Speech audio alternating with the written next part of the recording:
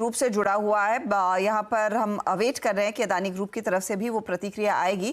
लेकिन अदानी, जो खबर हमारे हाथ लग रही है सूत्रों के हवाले से कि अदानी प्रोमोटर ग्रुप में अपना कर्ज कुछ कम करना चाहता है और इस सिलसिले में कुछ थोड़ा सा हिस्सा बिक्री होती हुई दिखाई देगी। ज़्यादा डिटेल्स यतिन के पास है। यतिन के एक्सक्लूसिव सोर्सेज की तरफ से अपडेट आ रहा है। यतिन, बताइए क्या सुन रहे हैं आप?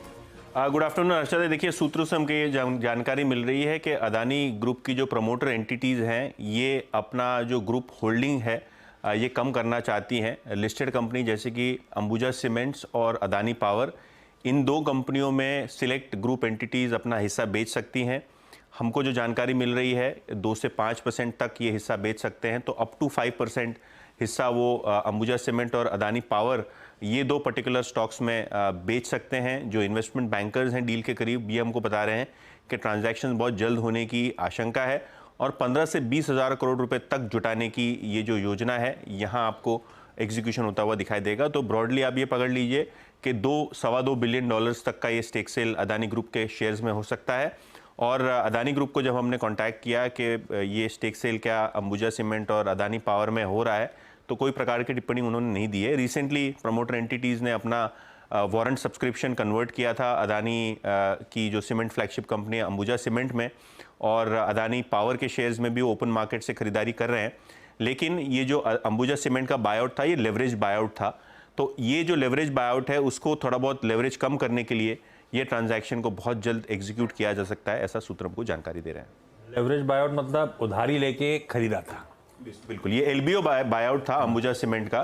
तो जब इन्होंने होलिसिम से अंबुजा सीमेंट का हिस्सा खरीदा था तब पूरा का पूरा जो ट्रांजैक्शन था ये लेवरेज बायआउट फंडेड था। फॉरेन बैंक्स ने ये एक्विजिशन फंड किया था, डोमेस्टिक बैंक्स को अलाउड नहीं है और उनका पैसा वापस कर हाँ, क्रॉस बॉर्डर ट्रांजैक्शन होता है तो आपको इंडियन बैंक्स फंड नहीं करती हैं, तो ये leverage buyout foreign banks fund करती हैं। और इसी लेवरेज बायआउट की जो धनराशि है इसको थोड़ा बहुत डीलेवरेज करने के लिए ये अंबुजा में ये रीजन हुआ।